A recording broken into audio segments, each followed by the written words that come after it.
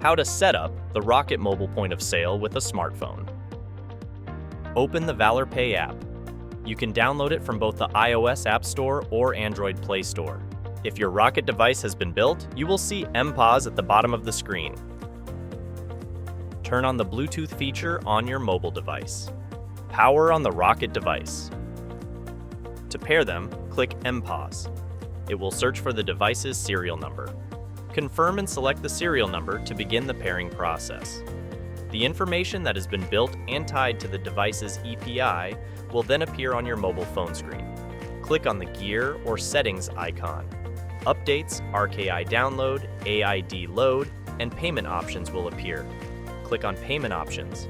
Card, EBT food, EBT cash, cash, and gift transaction options will appear. To run a sale from the home screen, enter the amount. Click Next. At the device level, you will have the ability to process the card by tap, swipe, chip, or even manually key in the card.